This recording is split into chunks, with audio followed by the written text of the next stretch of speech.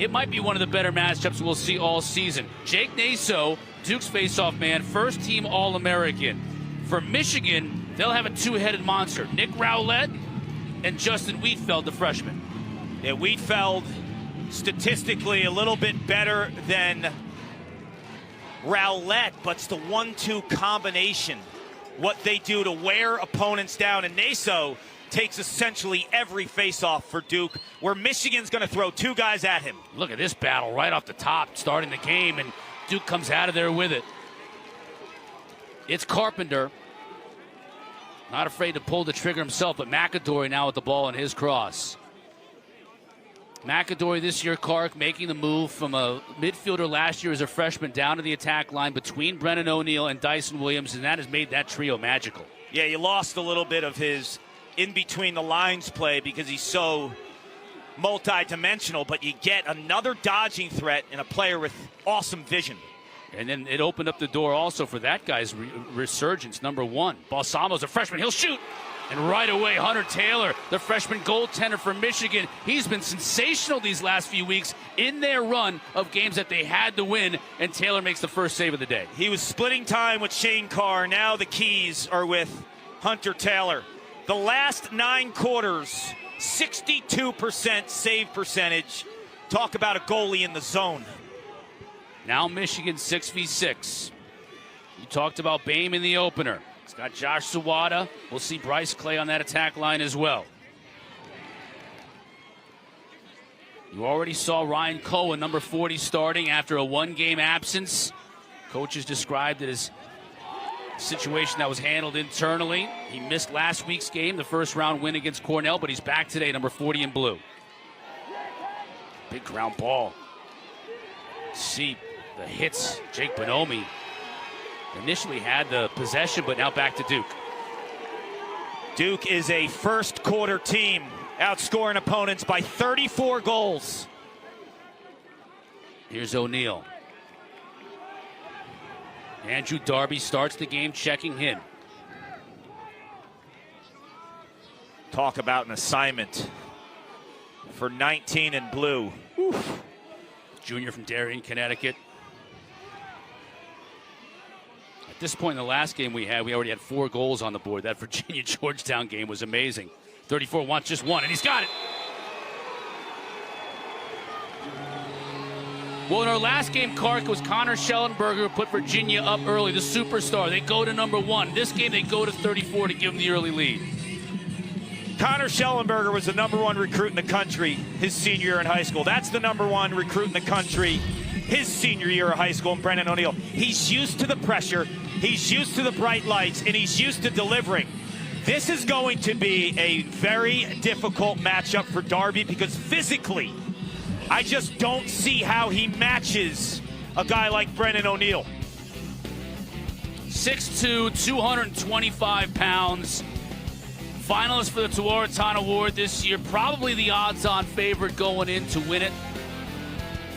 And there's only been 2 defenders, I think, that have been successful this year throughout the course of a game against Brennan O'Neill. Owen Grant last week for Delaware. And then you have Chris Fake for Notre Dame. What did both of those players do? Well, they're physically gifted athletes who like to get into street fights. Is Darby willing to do that? Can he do that against O'Neill? McAdory. Now he's got a shorty on him. Back up top to Ledman. To finish my thought on that initially with number 1, Ledman. Played a short stick midi a lot last year. He's really been the beneficiary of McAdory moving to attack. It's opened up a lot of room for him. That's a great point. O'Neill, downhill, a truck. Ledman can't handle the pass. Ground ball, though. O'Neill picks it up. Shoots, scores!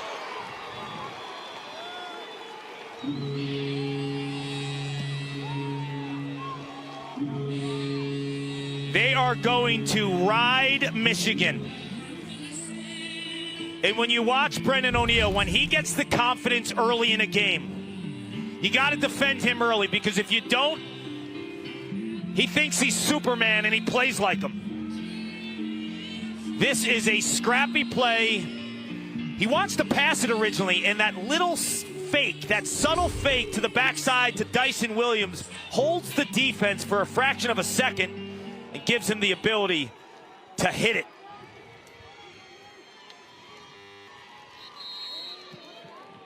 Whistle on the face-off, violation against Rowlett. So Jake Naso is getting the better out of Rowlett here early. But the beauty of Michigan is they have Justin Wheatfeld waiting too. So you can kind of see stylistically, if you're Kevin Conry, who matches up better against Naso in the early stages of this game. Yeah, Rowlett's a little bit more of a scrapper.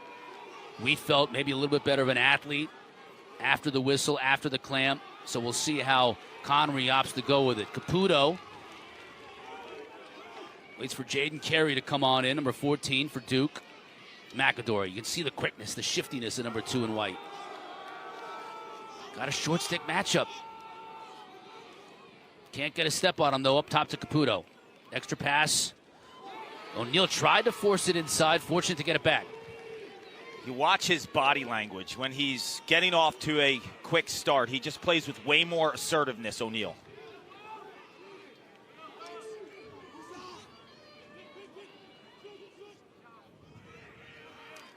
Dyson shoots. Taylor goes and makes the save. A couple of good saves for Taylor early. Just a freshman. As a goalie, when you're hot like that, you want the next game to be like the next day, right? So you're marinating over a week thinking about O'Neal and thinking about this offense. That's a big stop. Flag down on the play. This is going to be a delayed call against Duke. Could have a slash in the middle of the field.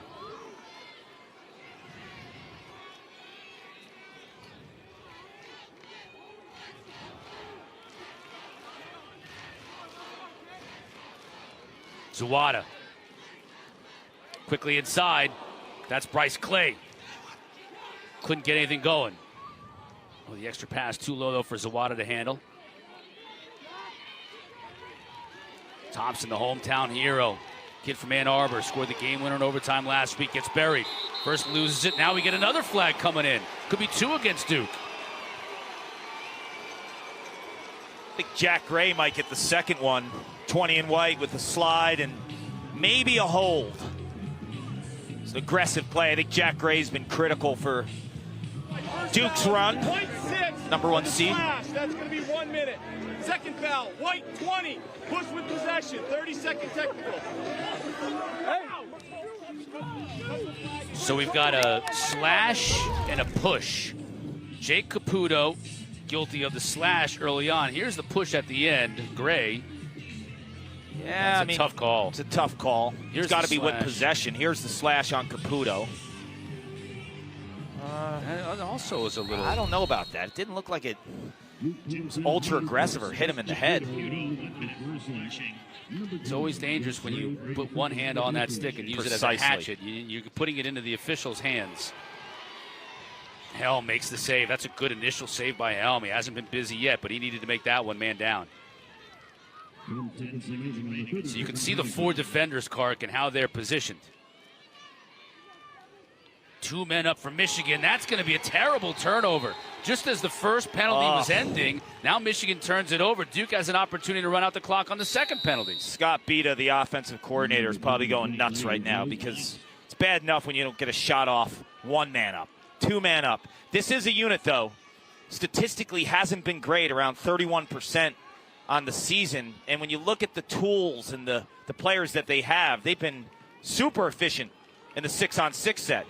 And Scott Bita is one of the fine young offensive coordinators in college lacrosse, but the extra man unit has to be better. Yeah, just 45th in the country coming into this game.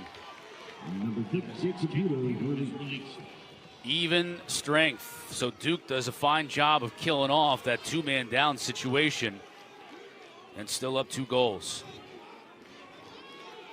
Denenza. Back to his left. That pass to Balsamo hits off a Michigan defender. That looked almost like it was going to be a shot. It was a shot. It ended up being a great pass. Yeah, it was a shot. A shot that ended up being not just a pass, but a great pass.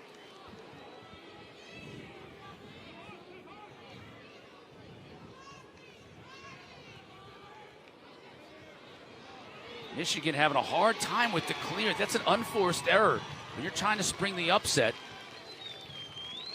you're already down 2 goals. You just can't have errors like that. Now it's another lengthy possession opportunity here for Duke. You give this offense chance after chance on blown extra man opportunities, on blown clears. They are going to make you pay.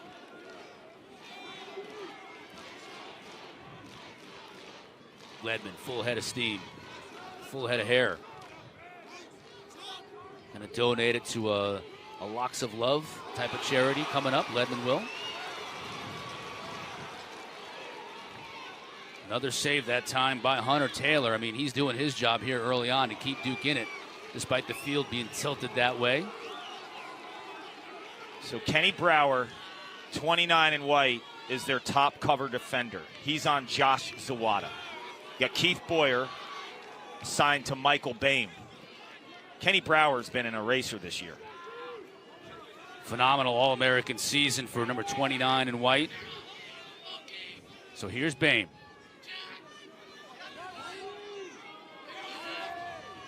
Zawada. Good look in front. Can't pull the trigger. That was Isaac Aronson, top second midfield unit. Along with Bonomi.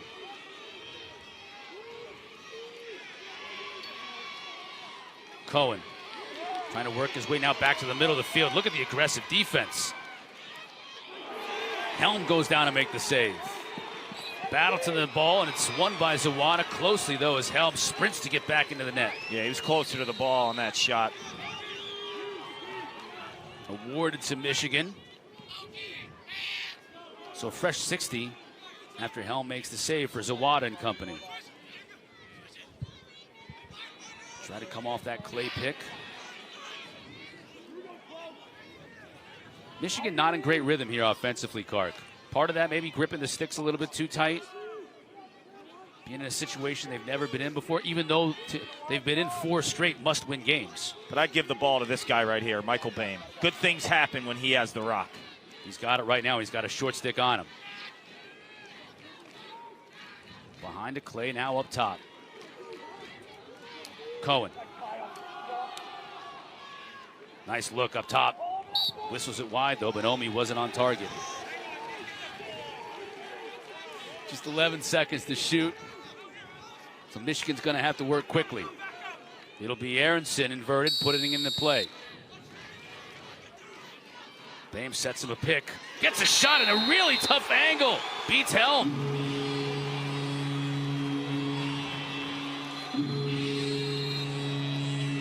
He has no angle, Cotter. Isaac Aronson scores this goal because of the timing of the pick of Michael Boehm. He's only a couple steps away after he escapes the pick. Low angle, Michigan answers. School teachers and coaches. Yeah. Dino way back in the day, and then Connery graduates from Hopkins in 2004. He wants to be a high school coach, and I'll get back to this in just a sec. Yeah, with when Justin Wheatfeld, to your point about Wheatfeld and Rowlett, Card. Got options. Right, now you go with Wheatfeld, and he wins that one handily to himself. So maybe he's a better matchup for Michigan when he comes to facing against Naso.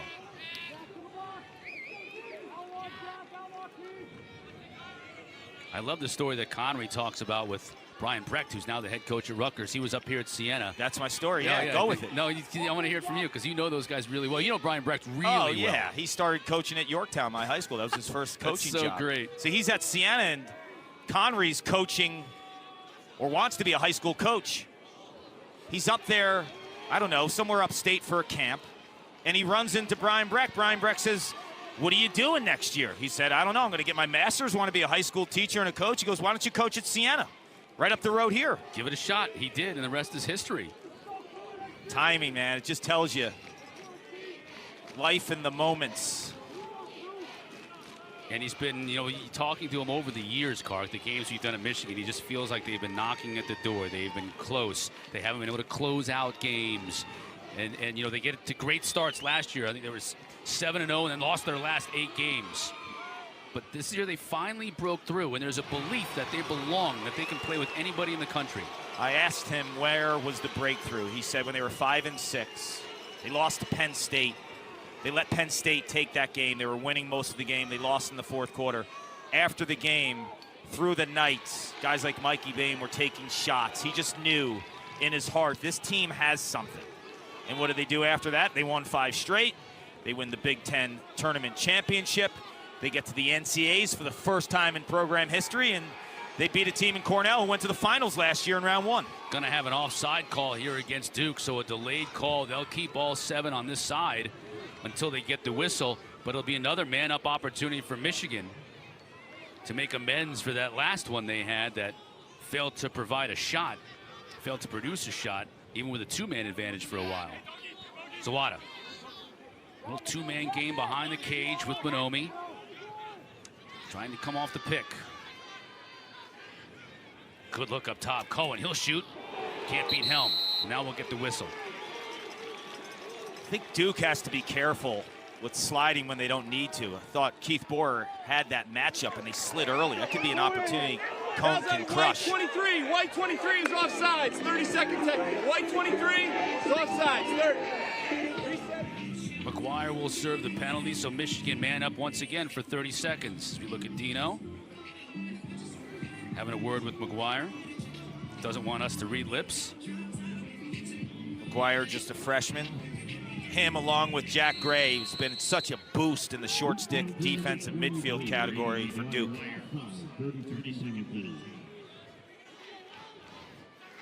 Boehm up top, number 5. Now he cuts. Zawada looks inside, finds Clay, a little twister. Bryce Clay, the old man of this group, beats Helm. We're tied at 2, Cart.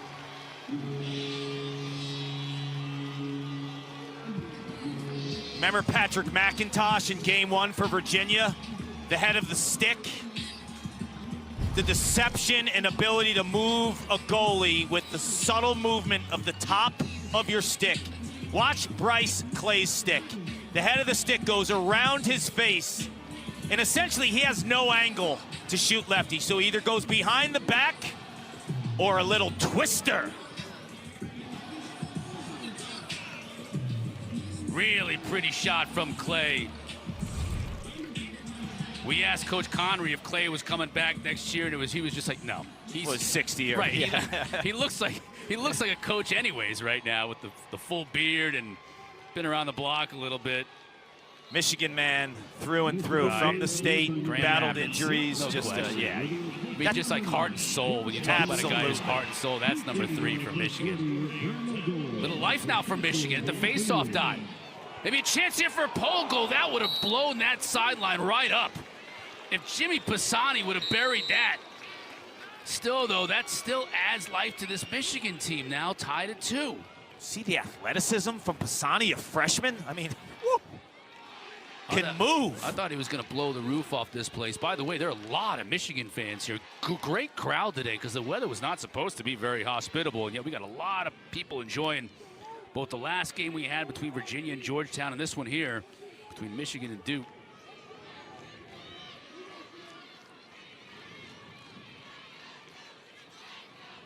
Jackson now behind. Boehm heads up. Here's Cohen, or Clay rather. Back to Zawada. Swim dodge. Boehm, watch out here. Helm makes the save.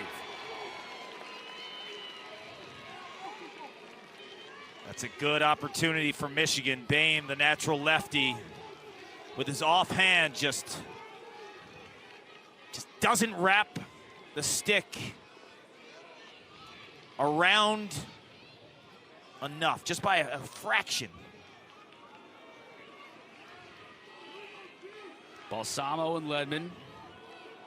They'll wait for Jake Caputo to exit. Aiden Dinenza had a couple of goals in their first round win against Delaware, which was a really tough game for them, although I think most people expected it to be a tough game with the type of talent that Delaware has on that team. But Dinenza, a couple of goals from him, that's a really good sign.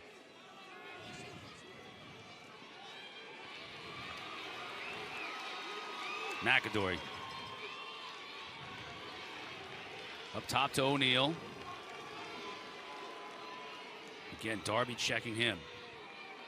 Here's Ledman. Kind of hammer from the outside if he gets his hands free. Balsamo, a little more slick. Help comes. He was able to get a shot off, though. I'll tell you, when you watch him on tape, he's not the biggest dude, but he can fight through contact. And he is tough, 0 and white. Good defense by Michigan, forcing the shot clock violation. This answer, when Duke went up 2-0, I was afraid that if Duke made it like 4, the wheels were going to fall off the bus, because this is a big spot for a Michigan program that's never been here. Michigan, Helm makes the save. Battle of long shots. This one sails over the top as the horn sounds to end an entertaining, if a little bit less scoring, first quarter than we had in our first game here at Albany. But Michigan and Duke battling it out. It was all Duke early. Brennan O'Neill with a couple of goals. Michigan hung in there, started winning faceoffs. They've knotted it up in 2 apiece through 1. That we just had listening to Hail to the Victors. You think about what that means for the sport of lacrosse. 12 years ago, John Paul brought a club team to Division I. And having Michigan and that brand in this sport, it's meaningful. And you think of the journey of what John Paul and his director of ops, Joe Hennessy, who's still on the staff. He's been part of Michigan lacrosse for 20 years, seeing the transition from club to Division I through 2 coaches. Right. Super, super cool moment. I almost had the chills when I heard that, right? Because I'm used to that in a big football stadium. Yeah, now we got it in lacrosse. And John Paul still follows intently what this Michigan team does. Follow him on Instagram in between some unbelievable hikes in the Oregon forests and mountains. I'm always jealous when I see what he's doing. Like, I'm going to come out there, man. Let me borrow this. Let me use the summer home for a couple of weeks. Beginning of this second quarter, Michigan, kind of like we saw in our first game with Georgetown. Georgetown took every punch that Virginia had on offer early in that game and responded. Michigan has responded here.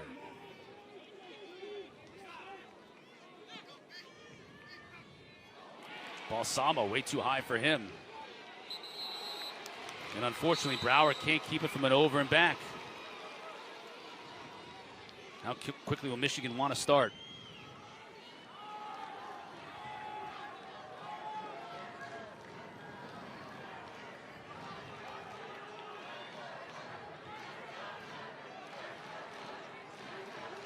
Clay now getting it over to Thompson. Thompson's another great story. Number 29 in blue and the game winner in overtime last week against Cornell. Jackson, full head of steam, out of the box. Michigan passing it great. Thompson's going to shoot. No, he doesn't. Fakes the shot. Gets the better shot from Boehm. And Helm makes the save. Fresh 60 for Michigan. And they're moving quickly. To finish that story on Thompson, dad, neurosurgeon, University of Michigan, right? University of Michigan Hospital. Jackson has it dislodged. Beautiful job. There's the guy, freshman, Aiden McGuire. O'Neill, pass, score.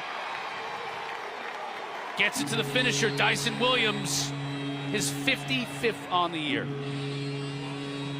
Coming into 2023, I knew you had Brennan O'Neill. I knew you had Dyson Williams. My question was, what's your short stick defensive midfield unit look like?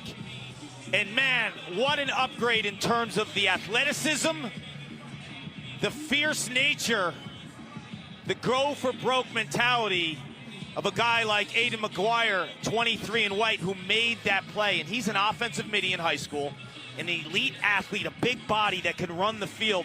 That, to me, has been the biggest difference in this team this year. And McGuire had a goal and an assist last week against Delaware. To your point, comes from an offensive background. He can score when they turn D to O. Possession off the faceoff initially, but Michigan's fighting in the middle of the field. Carpenter finally gets it into the stick of Dyson.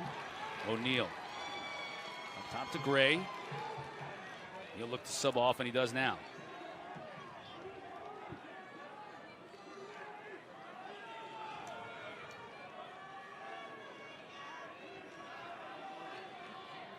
Ledman got past his defender and just shoots it wide. See the strength of Garrett Ledman. Speed as well, top end speed. Ran by his defender. McAdory, talk about speed. Thought about hitting, Ledman cutting instead, up top to O'Neal. Spins back to his left, fakes a shot. Now he shoots and scores!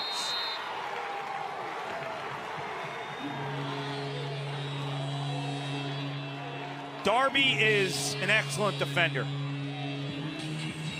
He's had a fantastic year. But when you start with him on O'Neal, and then you have to make some switches and have multiple guys guard him, it really doesn't matter. The bottom line is Michigan doesn't have a defender who can run with this guy. Because of the combination of the speed and the physicality, if you don't disrupt his line, you're done. There was no contact. There was nothing throwing Brennan O'Neal off his initial line. It's game, set, match. I think Michigan has to do something to support that matchup or even shut Brennan O'Neal off. Like, make it really hard for him to get the ball, because I'm telling you right now, when he gets the ball, no one is stopping him on this Michigan team. Naso wins that face-off, so it's a double dose.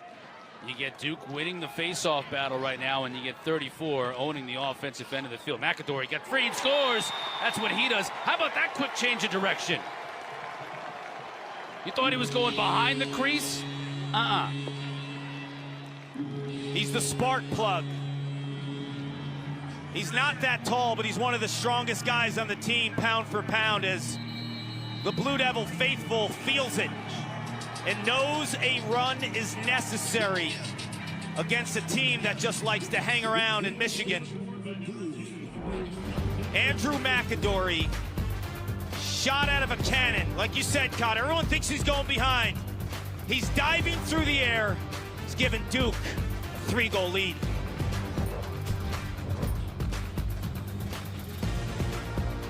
You can't really lose in regards to who advances with Penn State and Army, right? Penn State and their home state, Army. Who wouldn't root for them on Memorial Day weekend? I think a lot of people that are there and maybe don't have a dog in the fight would pick Army as the one that they're going to root for. And clearly Penn State is going to bring a lot of fans to the link on Memorial Day weekend. Semifinal games, 2 of them on Saturday. Championship game on Memorial Day afternoon. This is a critical possession for Michigan, and Duke scored 3 goals in a $124. You don't want them continuing to feel this run, especially behind Brennan O'Neal, who's just unguardable.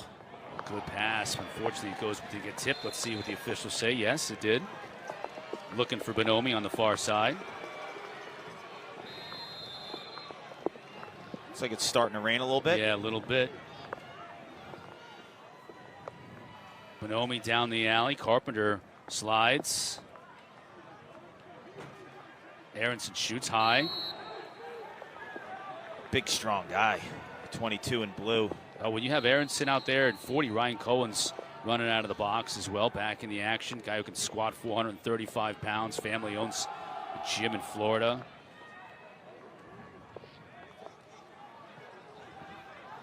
Clay. Looked like he had a little bit of room, but that door closed in a hurry. Behind the back from Bonomi. Race to the ball. It ends up being Duke. It's the right idea, just poor placement. You're losing your angle. It's your only shot there.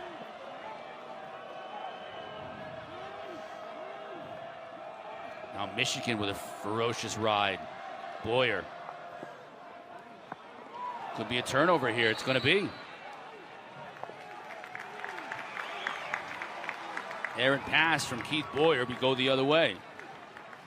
So if you're a Michigan fan, where are the matchups? Kenny Brower is on Josh Zawada, and rarely do you see anyone getting the best of 29 and white. Mikey Boehm, I've seen him guarded by Keith Boyer and Wilson Stevenson. Stevenson's a lefty, and Boehm's a lefty, so he has that advantage on Stevenson in terms of driving left and making him play cross forearm. But now it's Boyer on him. Zawada hit the pipe. Stays with Michigan. That's the look, and he's had success in that same spot, specifically over the course of the last month. Here's Boehm. Beats Boyer. Now he's got Caputo, the short stick on him. Caputo, savvy veteran, but Boehm has to like this. Gets underneath him, shoots too high. That's one he wants to can. Did you see what he did with his shoulder? Boehm is a guy with a lot of hockey background. You just see when he plays lacrosse, it's almost like he's skating in his upper body with the shoulders in terms of how he dips underneath. That's the look he wants. Couldn't can it. And right now, Coach Connery looking for some offense as Michigan calls a timeout. On the far side, that man right there, Coach Danowski's gotten plenty of offense from number 34, Brennan O'Neill, right from the start, Cart. Well, Duke outside of O'Neill is shooting 2 for 10. O'Neill is 3 for 4. He has the hot hand.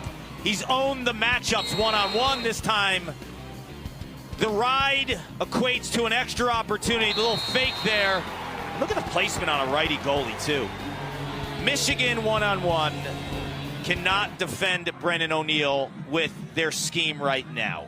You have to go out and play physical and stop him from getting his natural line and where he wants to go. And that's why Chris Fake from Notre Dame and Owen Grant from Delaware were successful. They met Brennan O'Neill off of ball transfer. If you give him a head of steam and you're not in on him and he has space, it's night-night. Yep. You know, Owen Grant wanted to win that matchup in a phone booth. Chris Fake wanted to win that matchup in a phone booth.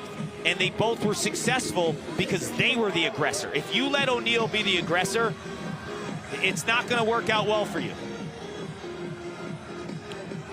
Matt Danowski coaching up the offense with the Blue Devils. Michigan's offense just 2 of 17 shooting. They've missed their last 9 shots, Cart. Got to get the ball on the cage. I mean, yeah, and it's not like William Helms made some crazy saves, right? They're shooting wide and high. They've gotten some good looks. I mean, yes. Zawada's look was great, hit the pipe, and Boehm's. Boehm's last look was fantastic for him. That's encouraging from the perspective that you feel like you're getting your looks, right? It's a matter of canning them. And they're a great shooting team on the year, 3rd best in the country. So it's something that's a little unusual for them. Now Boehm on the run. Slide comes, and he's had no chance on that one. But we're going to get a flag. They'll blow the whistle on this one. It's going to go against Duke. Boehm ran into that double, and he's lucky there's a penalty. Frizzoli might be the guilty party. Yeah. Personal foul, 19 White. Illegal body check to the head, 1 minute, non-releasable. 19 White, illegal body check, 1 minute, non-releasable. Okay, as we've seen, a non-releasable penalty, and you're down in a game gives you an opportunity. Let's see. Right there, the like elbow. The forearm or the elbow, yep. That was a good call. So Michigan, not a great power play unit. They did score earlier today, so they're 1 for 2, even though they couldn't score on a 2-man up. This is a big one, Kark. A minute unreleasable. Watch Zawada on the right wing. Zawada, there you go. Good call, Kark. He gives him one back. Still on the man up here. How about the subtle stick fakes of Michigan? 2 of their 3 goals. Bryce Clay with a twister. Zawada with the patience. When you catch that in front, Cotter, a lot of times you panic because you feel defensive pressure, or you know you're losing your angle. This is a seasoned finisher with a knack for finding pay dirt. 9 in blue. That subtle fake. A lot of guys just shoot it right away, don't look. Zawada takes a breath, gets Helm to move, and look at the placement inside pipe. That was a beauty by 9 in blue. Still 49 seconds. Huge face-off here for Michigan. They'll trot out Wheatfeld, and he wins it. Seen a little more success from him, right? Yeah. That's why you have, like, I like the move from Connery, not bailing on Rowlett right away, like after the first face-off. Like, let your coaching staff see what's going on. and then you go dose for dose. Yeah, I've also seen Rowlett come out and take a draw or two, even though Wiedfeld's having success to keep Naso off balance. Exactly. Makes him think. We talked about John Paul and him starting up this program at Michigan, and then Connery coming in his 6th season. And you can see this was really this was the year that you kind of felt it. You know, you and I called the Maryland game earlier too. That was step one in the breakthrough. Yep. To beat Maryland, to know you can do it. You can beat a team like that in the Big Ten, and you can compete and win Big Ten games. Yeah, there's Coach Kevin Connery. Earlier, you saw Jim Rogalski, the defensive coordinator. He's got 2 fantastic coordinators in Rogalski on the defensive end and Scott Bita, who's a young and up-and-coming first-year OC at Michigan, was at Lafayette. He's a star in the making. So you surround yourself with those kind of chords. It allows you to have like a big picture approach in the pulse of your team if you're Kevin Connery, and not spending one or too much time on one side of the ball. Good point. You know, I think about Michigan in the last few years, Clark, and I did a bunch of their games where, you know, they beat Penn State in 2018 and prevented Penn State from going to the Big Ten tournament. Yep. Did the same thing to Ohio State the next year, so that had to feel good. But at the same time, you don't want to be just the spoiler. You want to be the one that everybody wants to spoil it for. And that now this year they've made that transition. They're not just a spoiler of a season. They're making their own season. That's a great point because they had those one-off wins, right? Yeah. Like, how about some momentum? And how about this year? You beat your rival, Ohio State, twice in a week. Win the Big Ten championship. Get off to the quarterfinals. You talk about confidence and turning the page. Yeah, and this is another part of it here with the man up. It hasn't been a great man up unit all year long, but now they've got a couple of goals in this game, Clark, man up, and they could get another one here because it's a non-releasable call and plenty of time.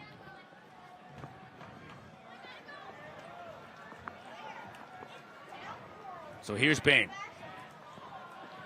Up top to Thompson. Zawada. That's Cohen. Michigan being patient.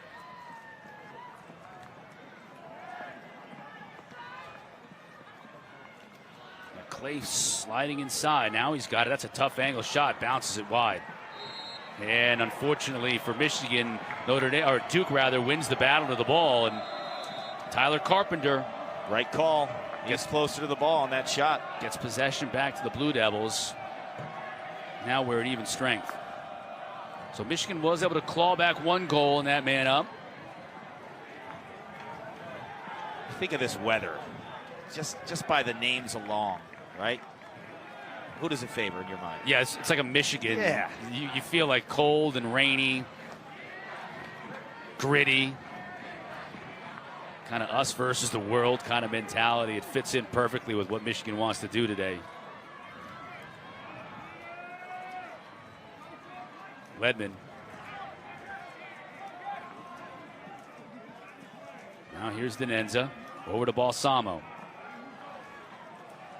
Balsamo down the alley. Got his hands free. Wasn't going to beat Taylor that time. They're flushing Balsamo, who loves his left hand, and just forcing him down the right alley and not allowing that rollback. That's good scouting by defensive coordinator Jim Rogalski to understand the rollback tendencies of Zero and White. Wolverines with a good clear. They'll sub out. Aronson comes in. Brower's just all over Zawada. Long way from the goal cart. Pressing out on him.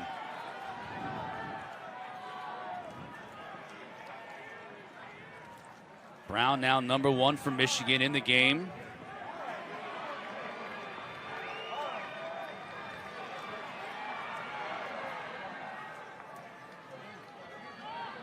Aronson shoots, bounces it. Helm got a piece of it.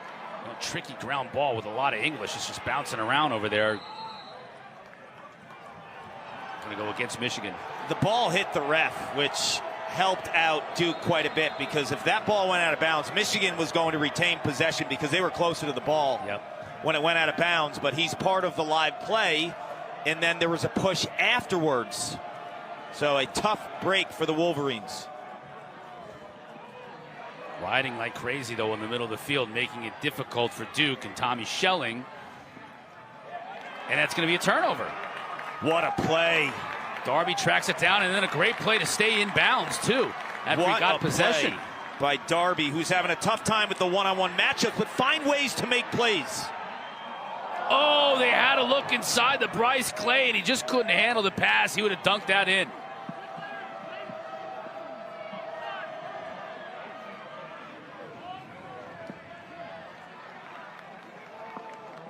That'd have been big for Michigan. Still, it's still just a 2-goal advantage for Duke inside of 5 minutes.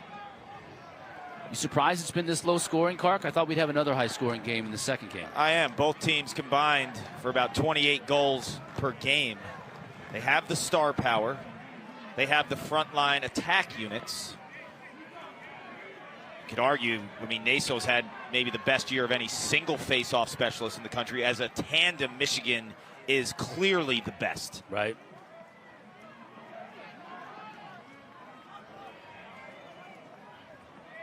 Caputo, one of the 2 Caputo brothers on this Duke team. Sons of their assistant, Ron Caputo. O'Neal gets open, shoots and scores. He's been their offense today, Cart. Big shot. I would deny him the ball when he's adjacent. And I would also meet him with contact. Neither happens in this spot. Easy transfer. There's 0 contact here on Brennan O'Neal. He is a lefty hired gun, and look what he does with his offhand on the run. That is scary stuff. And Michigan has to figure out a way, because all their other matchups, they've done really well, Cotter. Really, really well. They can't defend this guy. I would shut him off and play 5-on-5.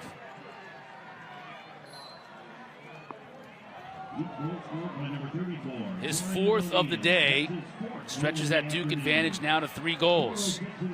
Wheatfeld battling, trying to get the ground ball. Can't do it, though, as Gray tracks it down. Frizzoli, he can shoot. Opts the pass, and that's a good decision. McAdory. 2 quick goals for Duke. They're up 4.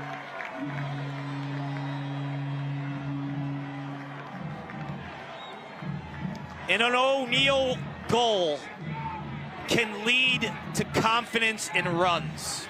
So you think, oh, it's just another goal by Brennan O'Neal. But then you go back on this Michigan defense who's a little tired, and you're relentless in your approach, and now you beat him in transition.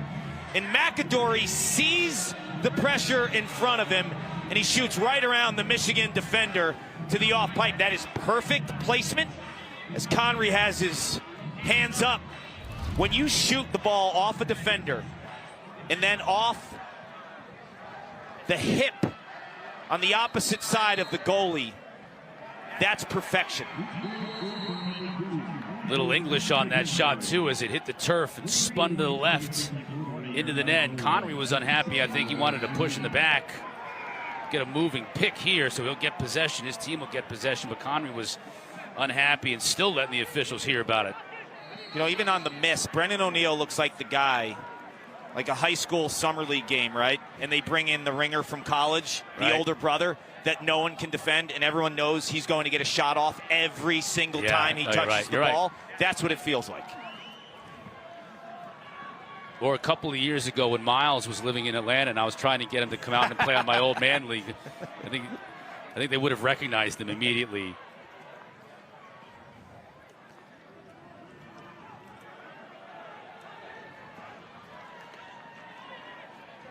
Testing moment here for Michigan. As we've said, they've taken the blows and responded, but now it's a 4-goal disadvantage. We're inside of 3 minutes.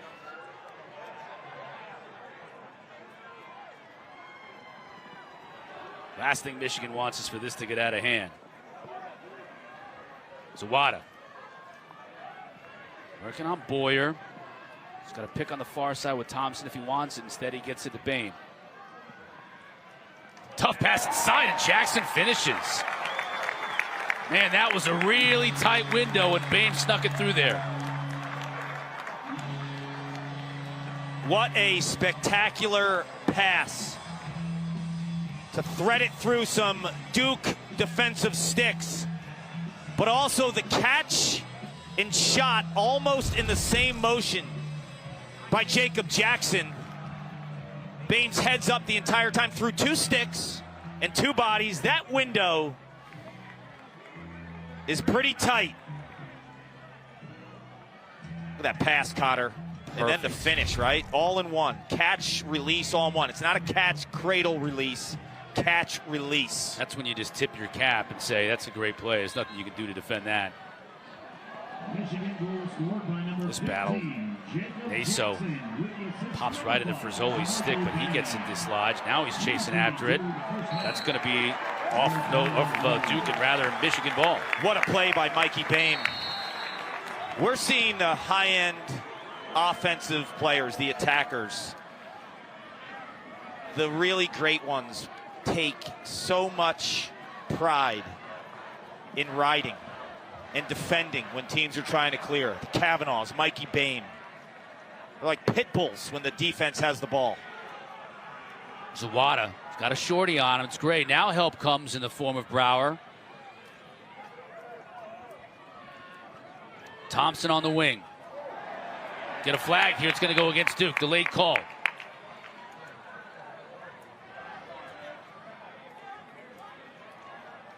Bain trying to get to the crease somehow, some way. Instead, back to 𝐐𝐁. Again, 𝐐𝐁 is being checked by Jake Caputo, so he's going to want to go to the tin here, don't you think? Yep. Lefty shot. Helm makes the save, and now we'll get the call.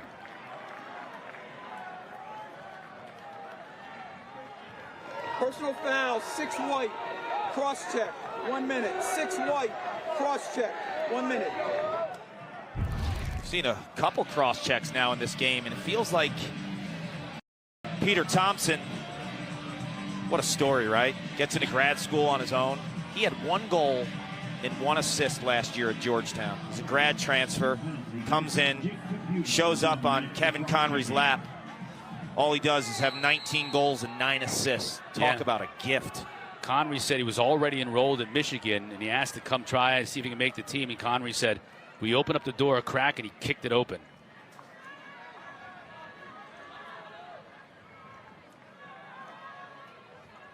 Here he is, inside, good look. Can't finish, though.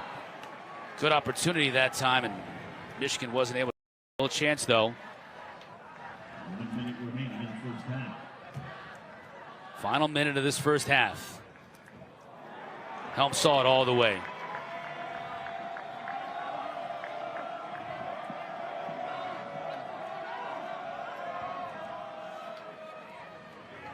Carpenter with the clear. Shot clock irrelevant. 10 seconds remain on the 1 minute penalty.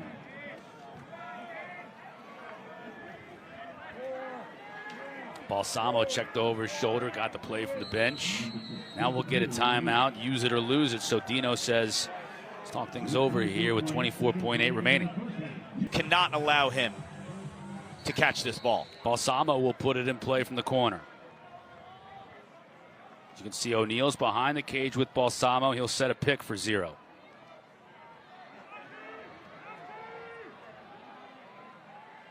Now O'Neal gets it. Tries to find Williams cutting, and they just couldn't quite come together. 5.9 remaining. Michigan's going to have to go really quickly if they want any type of a look. Shot at the net. Doesn't find its target, and the horn sounds to end the first half. Halftime still to come. Brennan O'Neal, it's been his show. NASO's had success at the dot. 34 is scoring goals. Michigan's hanging in there, down just 3 here at the break.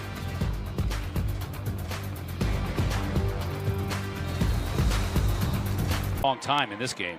Props to Jake NASO, who's going against a 2-headed monster in Michigan, the best duo in the country. NASO now with his 9th win to Michigan's 5. McAdory tried to use a great pick, got inside, couldn't get a shot off, and he got drilled. They're going to call him in the crease, and he paid the price for it, too. He's hurt.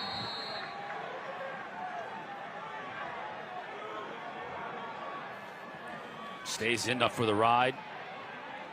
Left side of your screen, we'll take another look at McAdory. Gets inside, He's pounded in front, and then he goes in the crease. That's the right call. That's a crease violation. No penalty on Michigan. Yeah, clean hit by Michigan.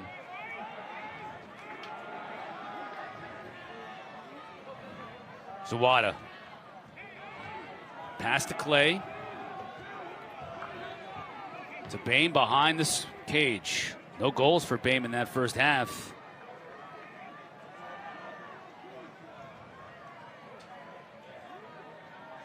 Two assists. 0 for 5 shooting. Turnover. We've seen it a few times in that first half, and we see it again here early in the second. An unforced error. Can't have that if you're Michigan. Basic ball transfer. And you saw Ryan Cohen hearing it from the coaching staff. Costly errors. Ledman will look to punt return it, and he does just that.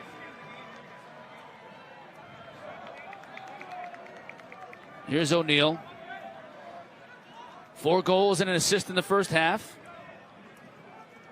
to help Duke forge this 3-goal advantage. Virginia has already advanced. They will await the winner of Notre Dame and Johns Hopkins tomorrow. Winner of this game will play the winner of Army and Penn State also tomorrow in Annapolis. Ledman's shot gets deflected high and into the marshy area adjacent to Tom and Mary Casey Stadium here in Albany. Still 30 to shoot for Duke. Balsamo. Good catch by Dyson Williams. Keep it in play. Denenzo.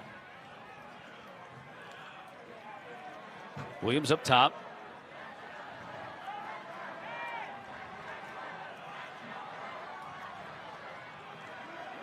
Nowhere to go for Ledman. Balsamo on the shorty. Shoots with his left. Doesn't even get it close to on cage. Would have been a shot clock violation anyway, but nice defensive performance by Michigan.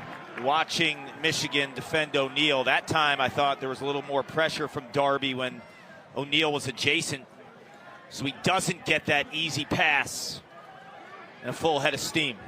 Darby runs away from pressure here on the clear.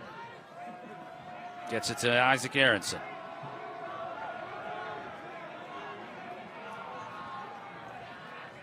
Aronson a part of that blue line. They've got the blue line and the maize line, their top 2 midfield lines. Aronson, Bonomi, and Justin Brown getting some run on that second line, along with Ryan Cohen today.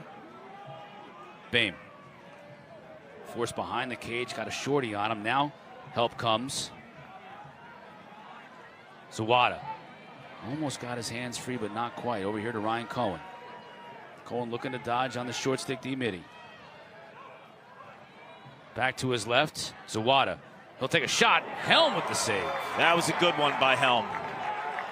And Zawada, if you watch the tape, he likes to shoot low to that offside of the goalie, on a righty goalie.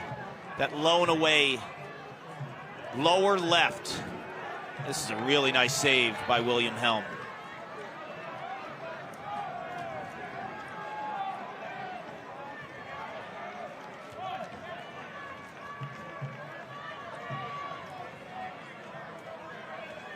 Reed Landon in the game now for Duke. There he is, number 26 with the ball in his cross. He could win a matchup. He's a sophomore, missed a lot of time this year. But last year as a freshman, I thought he was one of the more dynamic freshman righty dodging midfielders out there. Schelling. Shoots, scores! The transfer from Lehigh, who Dino said this week he might have a pretty good game or a couple of games coming up. Keep an eye on 31. We are. And he just buried that ball into the back of the net, his 8th of the year. The reason why Dino feels this way is because Schelling is an attackman from Lehigh. He's constantly dodging long sticks. Now he's essentially, in this offensive set, the 6th option. So he will attack a shorty, and that little jumper gets his hands free. If he doesn't jump there, he doesn't separate, because the defense is okay. But by jumping, he's forcing then a defender to change his line and reach a little bit. So Tommy Schelling with a really smart play. Now it's Naso and Wheatfeld. Picked up by the Wolverines.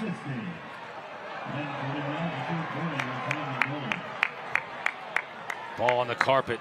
Still on the carpet. Turnover. Oh, now we'll get a whistle, though.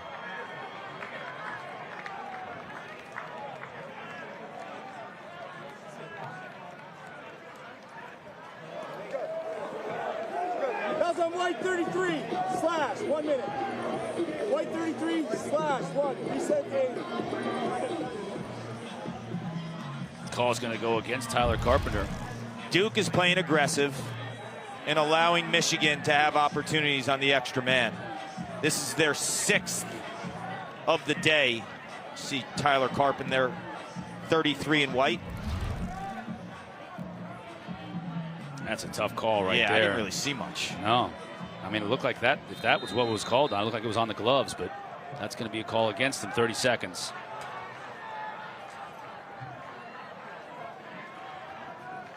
Can Michigan take advantage? 2 for 5 so far on the day. Got to do it. The goals have been few and far between for the Wolverines. Thompson fires and stings the far corner.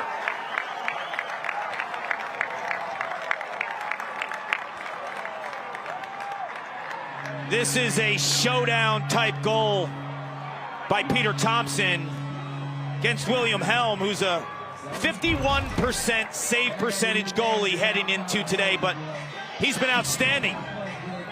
8 saves, 4 goals against prior to this one. But this is speed and accuracy at its best. Look at that shot. Perfection. On a righty goalie, you cannot ask for better placement. Had the game winner in overtime. Had a huge game in general against Cornell. And an emotional aftermath after providing the winning margin for Michigan to get to the next round. Now we're going to get a penalty against Michigan. Thompson's a local boy from Ann Arbor. The way Helm's playing, those are the kind of shots you're going to have to can to beat Helm. Officials will talk this one over. Connery's apoplectic on the sideline.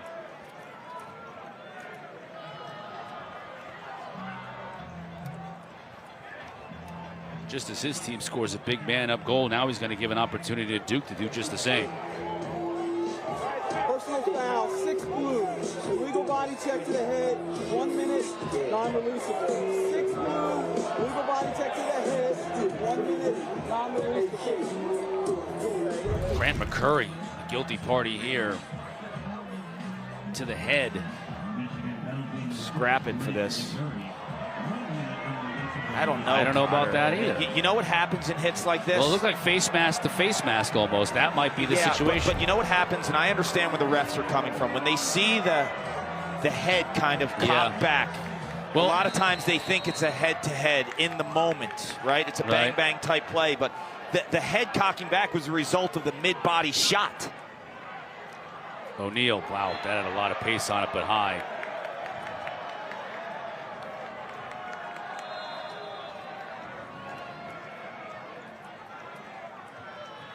Watch 51 in white, Dyson Williams. He's got it now. Shoots, scores. Nostradamus up here.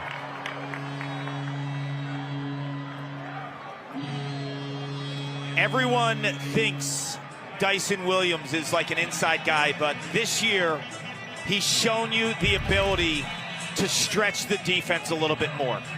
So he passes the ball and it's a quick return, and when the quick return hits Dyson Williams, he knows he's shot ready. And before the quick return, he continues moving upfield to get that ball. And the 1 or 2 extra steps are all the difference.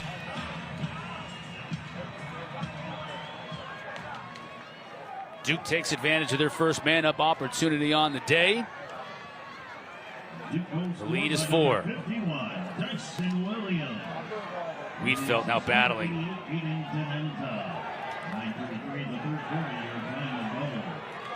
Won by Michigan, but Bonomi having a hard time keeping it.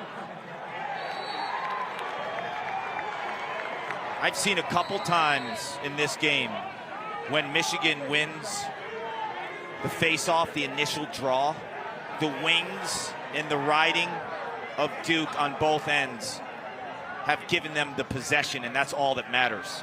So even when Michigan is winning those faceoffs with Wheatfeld and Rowlett, Duke's just not giving up on the play. O'Neal couldn't handle the pass. Now Darby gives chase towards the sideline, and Michigan wins back possession.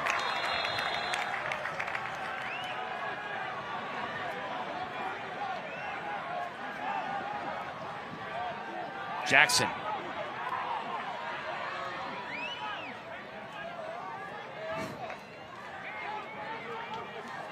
Mulholland, first midfield unit.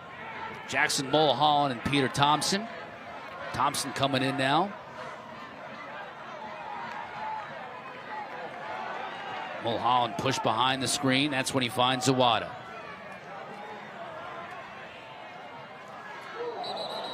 Through traffic, Zawada gets a shot off, but it's going to be an illegal screen. We're going to go the other way. Thompson sets a pick and gets hammered. And gets called for a moving pick in the process. Double trouble. Look at 29, comes into the screen, moving. At the last second, he looks like he stops his feet, but maybe too late. Insult to the injury. Right. Moving pick and decleated.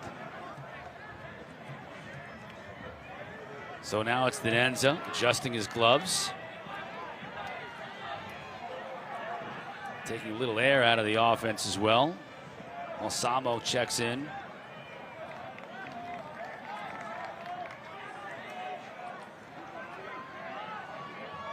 Thought for sure we'd be in double-digit goals really for both teams by now.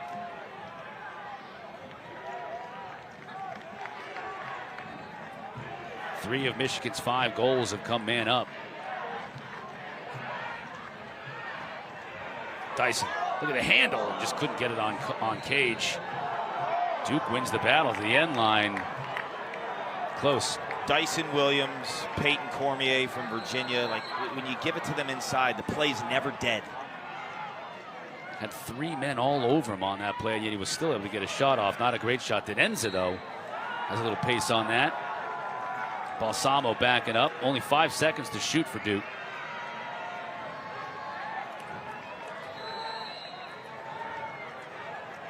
McAdory will get a look.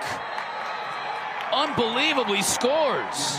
Shot clock winding down, and that's a backbreaker for Michigan. Michigan was playing really solid defense. McAdory, I think, shoots with 1 second left on the shot clock. And when he scores, you just feel the energy. Look at him. He's so fired up all the time. Shot clock at 3-2. Andrew McAdory answers the bell. Duke up 5.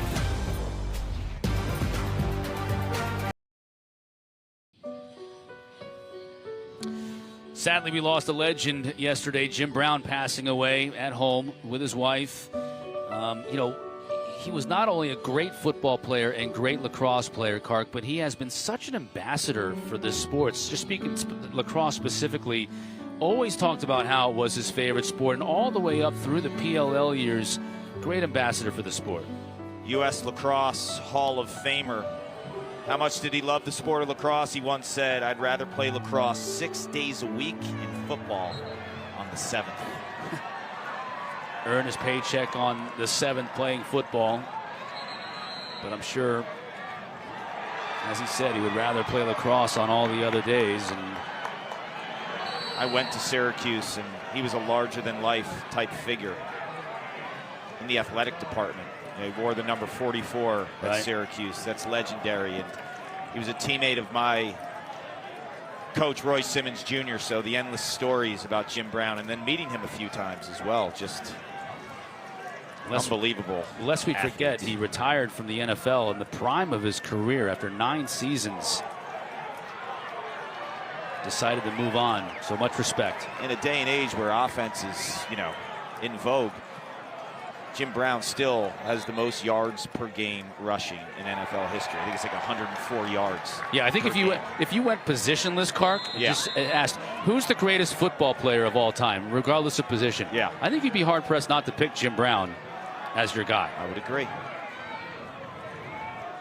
Inside of 6 minutes here, Duke with a 5-goal lead, but Kark, forgive me for thinking that this seems more like a 10-goal lead. I mean, Michigan's got to get something going offensively. But Michigan's had their opportunities. Their leading scorer, Mikey Bain, is 0 for 5 shooting. He normally cans a lot of these shots. And it's not like Duke, outside of O'Neal, specifically in the first half, you felt threatened with matchups. Right. Aronson, nothing doing.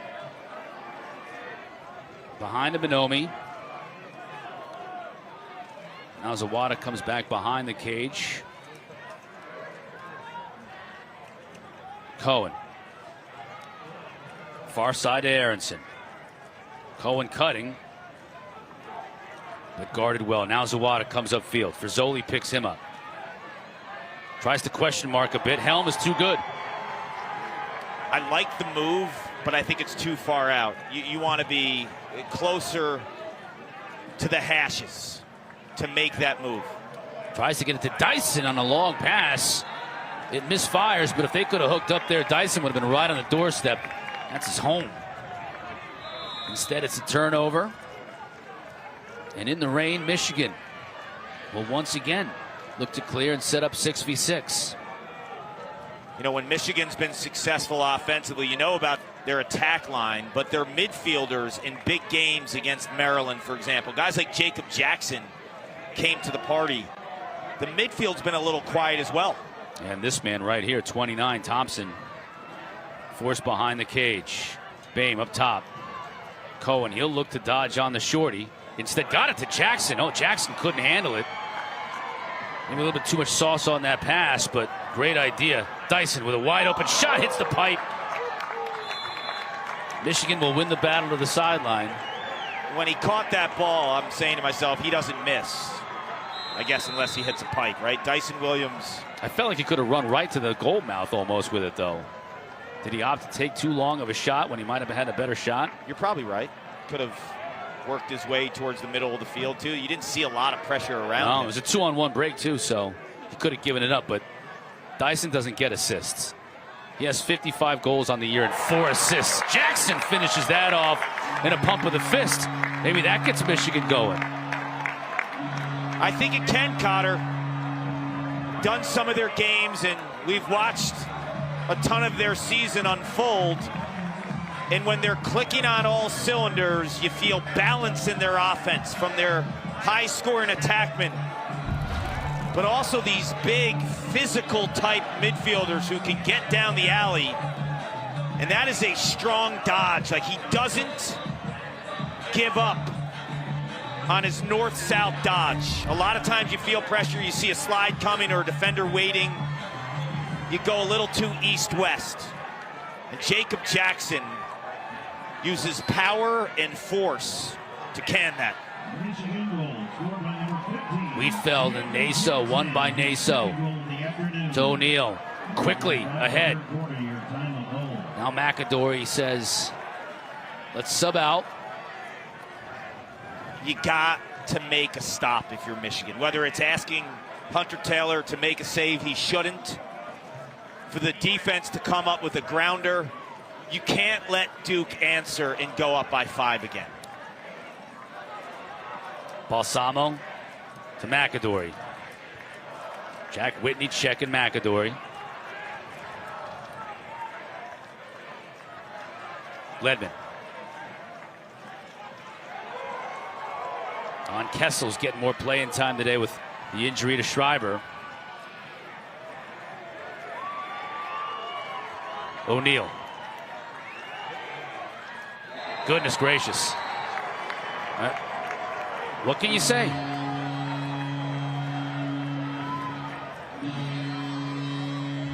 He's something else. He has no angle really when he shoots this. So the only way, as he hits his 50th of the season, is to force him behind the cage right here. And when Darby loses contact right around the 15-yard line, that's where O'Neal becomes a scorer. And 5-hole too. I mean, Taylor saw it all the way. If Darby's able to apply pressure and never let go of that pressure and ride him out at that 15-yard line, then he has a chance. But when he doesn't feel the pressure, he's too good of a finisher with his left hand, his natural left hand. You see what he could do shooting on the run righty. But his natural left hand, there's just numerous type releases. 5 goals on 7 shots as the rain now comes down even harder here in Albany. Caputo switches to his right hand, forced behind to McAdory. All kinds of traffic means McAdory's open and he scores. No, we'll get a penalty here. We got a moving pick, I guess is what they're going to call it, behind the cage, even though it looked like just a massive humanity piling into each other. And he got popped again. That is the second time Andrew McAdory has got up in pain in this quarter alone. Left side of your screen, McAdory running up goal line extended. Right ribs, ouch. Final 2 minutes. It's pouring. Yeah, it really is coming down hard here now. Remember the game in the first round? Albany, Carolina, 2017 we did? Yeah, we did that. 8,000 people showed up. Standing room only, lining the fence around the stadium here. Upstate New York people are different when it comes to inclement weather. They do not care. And they saw a great game, too. Albany beat North Carolina that day.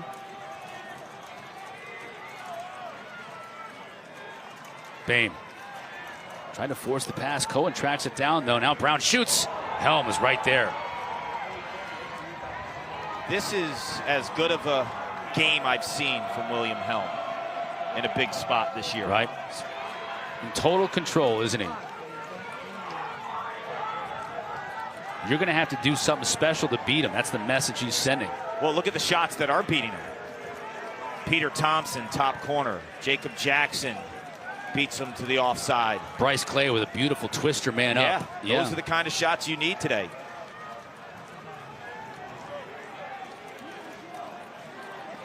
He's only allowed 6 in. And his team right now carrying a 5-goal lead in the final minute of this third quarter.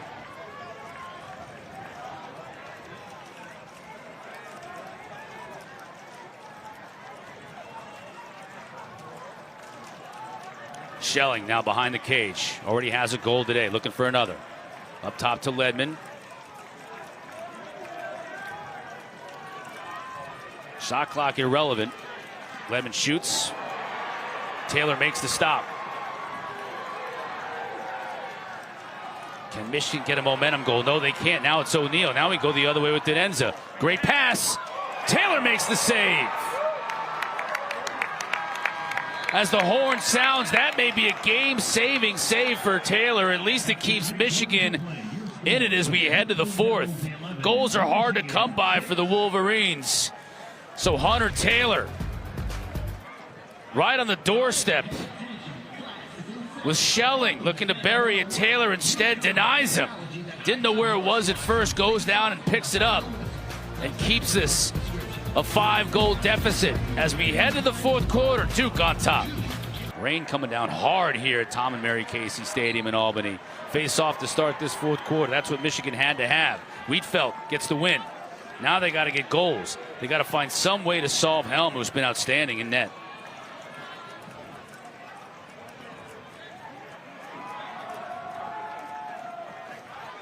Emmett Houlihan getting some run, 88 in that midfield spot. Thought about firing off a long-distance shot. Instead, gets it to Aiden Mulholland. Houlihan will check out. Jackson checks in. Michigan has to play clean. It's a sloppy third quarter with 7 turnovers. Oh, and 0 shots for Mikey Bame. 0 shots in that third quarter. Mulholland. Thompson with the extra to Bame. Here's Cohen behind at X. Now Helm comes out to meet him. Can he find somebody for a quick shot? Cannot. Can't get under the defender either. Stevenson, beautiful job. 20 to shoot for Jackson. Slide comes. Gets it over to Thompson. Can he get under the defender? Cannot. Picked off in midair beautifully by Brower. The All-American gets possession back to Duke. Will he throw it away, though? Stays in, but Michigan gets it back. Brower might have heard Thompson's footsteps as he was riding like a banshee. Bonomi, man, thought he had a look. Thompson's going to check out, catch his breath. Bryce Clay makes his way back on the field. Brower had to run the whole field and back. Yeah. Tom Zawada, this might be your opportunity to go to the rack. Bonomi now. He's free in the middle of the field. He shoots and just gets his shot deflected.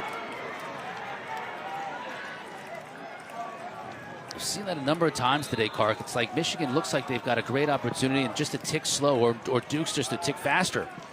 Deflecting a shot, not giving him an opportunity. Duke's been more aggressive. So Wada, wide open. Yeah, he's gonna bury that 9 times out of 10. Hanging in there, Kark. Hanging around. Yeah. What movie's that from? That's Rounders. Rounders. Kevin Bacon, and I can't think of the other actor who just passed recently. He played Gordo from The Right Stuff. This is one of my favorite things when it's raining. When you hit the top portion of the net, it looks amazing. Zawada plants his feet, beats Helm, sticks side, and then the spray. The extra visual. Looks a lot better to number 9 than it did to number 48 in white. That's the only shot, really. Stick side, and then the saving ability. It's high heat, but William Helms made some incredible stops, and Zawada beats him to the stick side with speed. 38 may end up being the MVP for Michigan in this game. Wiedfeldt wins another draw. He's going to have to win a ton of them here in this quarter. He's capable of doing that. Houlihan now beats his defender. Can't get the goal to go, though. Helm again looks great. That was point-blank range. That's what position does for you. When you're in the right spot, you make that kind of save. Ledman was winding up, wasn't he? He thought about unleashing that howitzer. Instead, here we go the other way. Wide of the cage was Whitney. Stays with Michigan, but just. I like the guts from Whitney, but pass it down to Josh Zawada, right? Who's on the right wing there. Probably had a shot. Still Michigan with possession. Down just 4.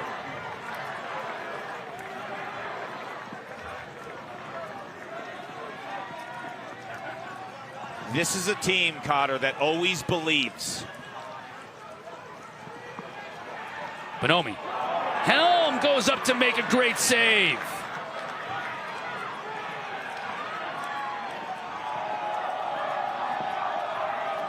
You and I were hanging out with Albany head coach Scotty Marr yesterday.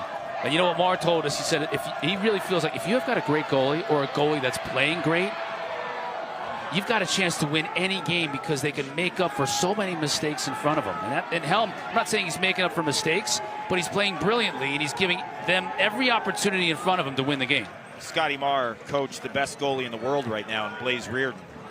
Team USA MVP of the PLL 2 years ago.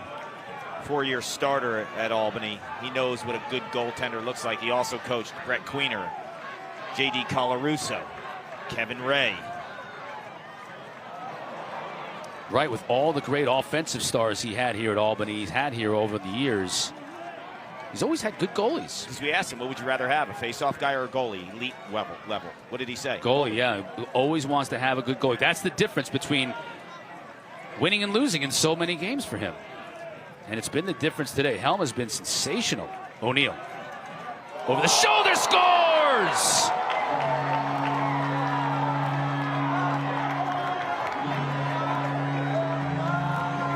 Are the producers at SportsCenter watching?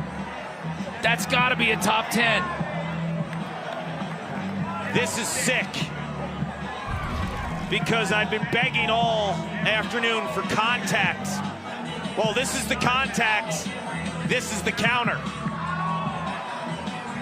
Brennan O'Neill comes up the right hash, and we've seen him question mark and shoot lefty, roll out, change hands. This time, though, he shoots over the shoulder of himself and Darby with the goal of the game.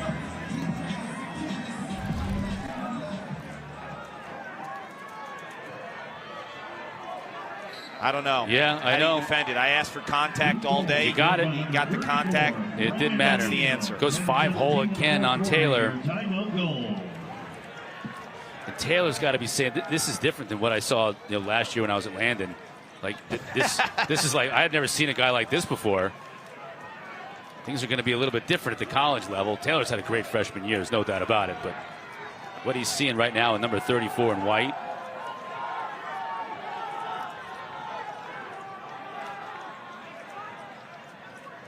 What a performance from both O'Neill and Schellenberger earlier today for Virginia. He had 10 points, 6 and 4, right? Dominant, taking over the games. And this is what I love about the Tewaaraton, the Heisman Trophy of college lacrosse. It's given after the season. So, along with Pat Cavanaugh, we have 3 stars who are still playing. Right.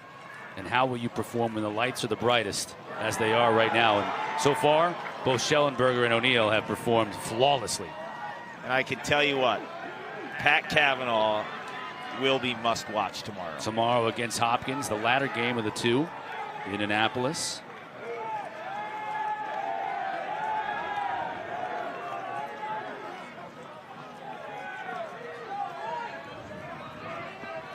As we near the midway point of this 4th quarter, Duke is more than happy to take some of the air out of it and just run some clock. And O'Neill's on the sideline. He's kind of shaken up after that last behind-the-back goal.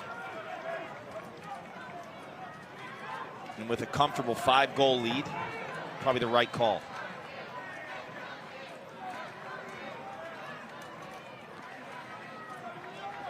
Jaden Carey.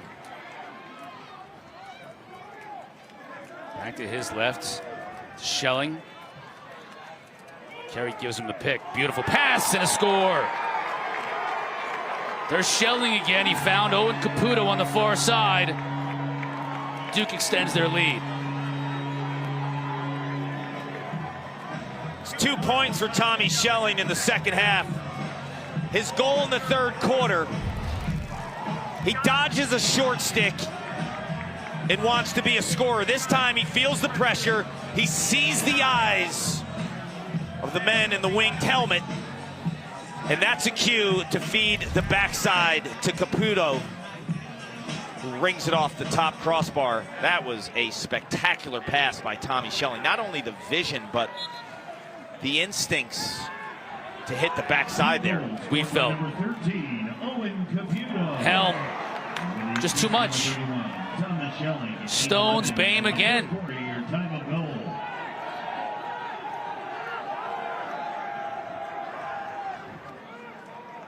Helm now 15 saves on the day, Kark. What a story, too. Grad transfer. We talked about Peter Thompson kind of showing up on Kevin Connery's doorstep. William Helm, grad transfer from St. Lawrence, Division III. No one knew about this guy in terms of transferring to the Division I ranks. He had a great career in the Division III ranks. But what a surprise, and wins the job in the offseason. Ledman.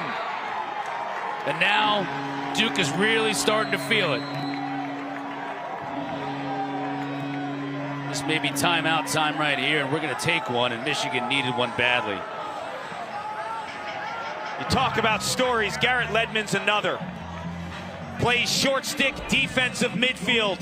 Cotter, we ran into his mother yesterday at the hotel telling us how hard he worked in the offseason for moments like this to take after a 2022 season where you could argue, along with Maryland, who was kind of in a stratosphere of their own, Notre Dame and Duke were snubbed. Didn't get into the NCAA tournament. That's been on their minds ever since. And the 5th-year transfer goalie comes in and wins a battle. Coach Cenowski told us they've had incredible goaltending with all their goalies in practice. Right. The last month, too. Yeah.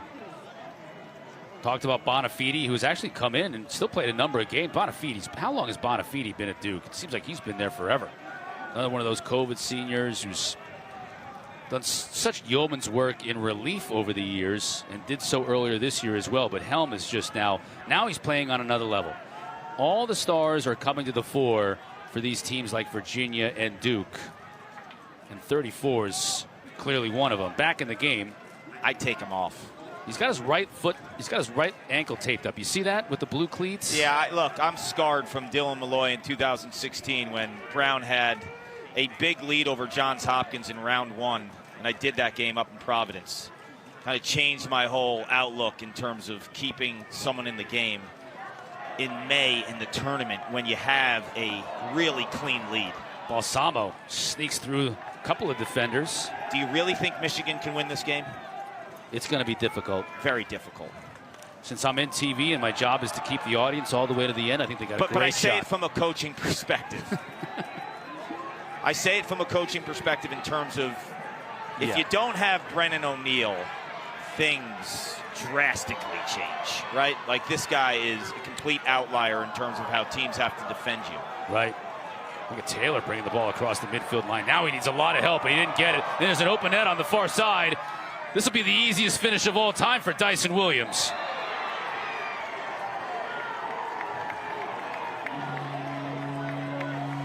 When it rains, it pours. It does, and it's pouring right now for Michigan.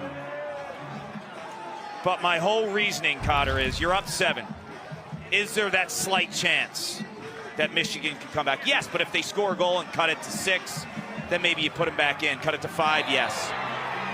But you're up 7 on a rainy day in Albany where Dyson Williams scores only his 57th goal of the season. He's going to be an incredible pro. I think he'll play in the PLL for over a decade. I think he'll play in the NLL, the Indoor League, for over a decade. His dad, Sean, is one of the greatest Canadian indoor box lacrosse players of all time. Teammate of John Grant's for many years. Oh, Frizzoli hammered Bonomi. We got a timeout before that happened, so at least Michigan is able to keep possession. Michigan takes a timeout. We're the aggressor. They played way more aggressive than Michigan, and those penalties, it was about urgency. Yep. It was about physicality. So I think they own that aspect of this game as well. Yeah, 7-4 at the half. Duke had the lead. So Michigan was within a couple of goals, 3 goals into that third quarter, and that's really when Duke took control. And a common theme with both of these games, Virginia, more aggressive defensively, more caused turnovers. In this game, Duke, more aggressive, more caused turnovers. Like the gamble, the aggression of their defenders, it paid dividends. Michigan making a change in goal. Shane Carr coming in. Number 41 in blue will go the rest of the way.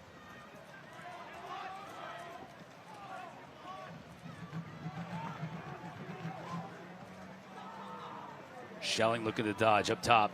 McAdory now. I don't know. I look at where we are in the game, and I look at that ankle wrapped of Brennan O'Neill. Right? Like, get him off the field. McAdory takes a shot. Carr goes down and makes a save. Who wins the battle? Michigan. Do you think I'm overreacting? No, a little bit? I don't. I mean, we're down to 4 minutes now. The lead is 8 goals. He's off. Now he's off, but he's still in the substitution box. He and McAdory both.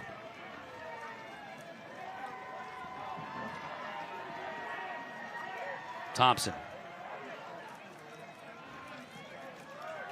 Saw Matt Danowski, the offensive coordinator, give O'Neill the heave-o. Yeah, you're done. Get off. That's smart.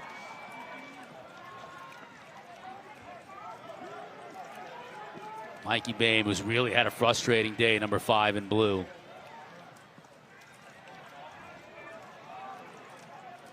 Better days ahead, no question about that. And he's had some great days this year.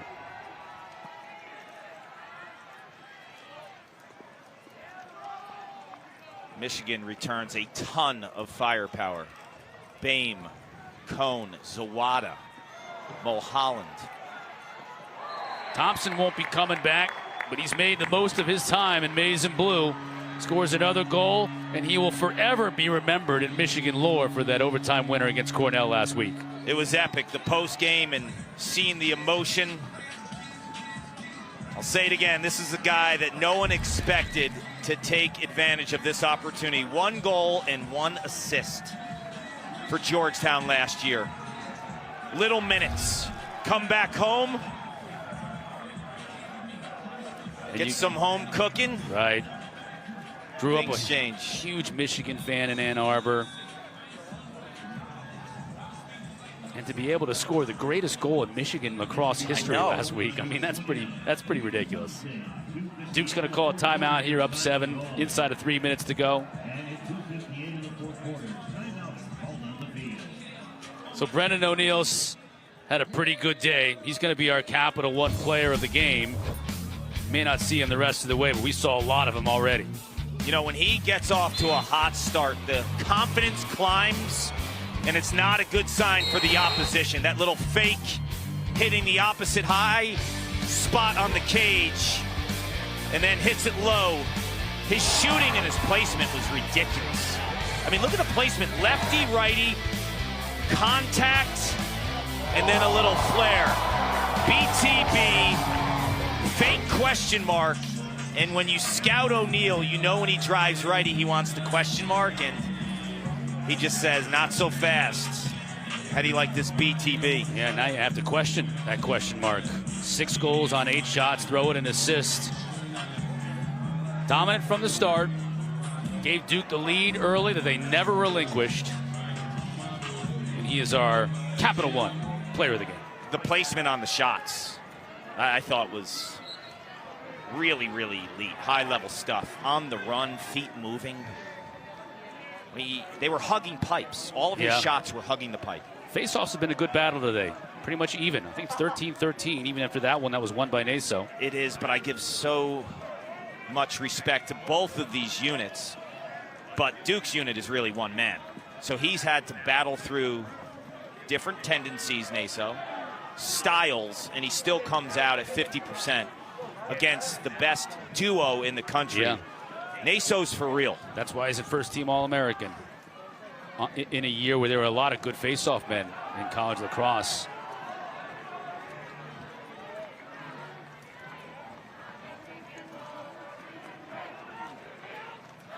Schelling tries to spin free, can't, but finds Dyson in front. And there we go with Carr making a save. Dyson doesn't miss very often when he's right on the doorstep like that.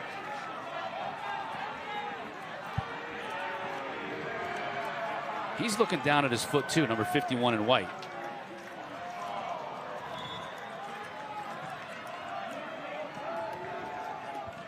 Inside of 2 minutes left to go here from Albany. On a soaked track, it's been raining hard for the last, about an hour and change.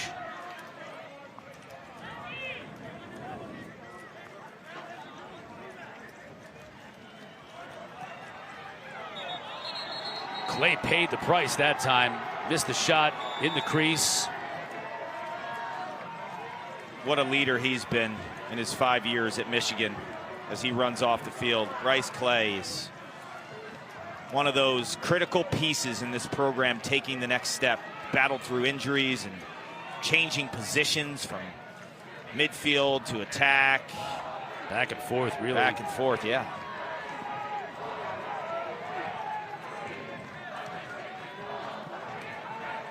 Duke cannot use up the entire shot clock and end the game, but I'm sure they will use up the entire shot clock to get it close. Ledman will just watch it run down.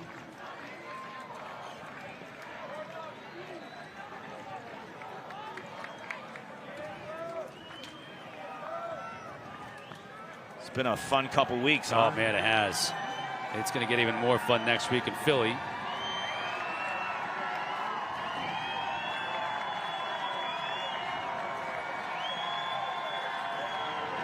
Saw Coach Connery giving a hug to Oliver Meyer in the substitution box, acknowledging his players. It's an emotional time Only one team ends their season with smiles. Yep. Duke's in the mix to do that after a year where they watched the NCAA tournament feeling that they should have been there. Well, this is their opportunity to make a run. They have the star power. Based on today, they could have a hot goalie, Cotter. Yep, that's the formula that's going to work for them next week in Philadelphia. And they've got a coach who's got 3 national championships under his belt, searching for his 4th.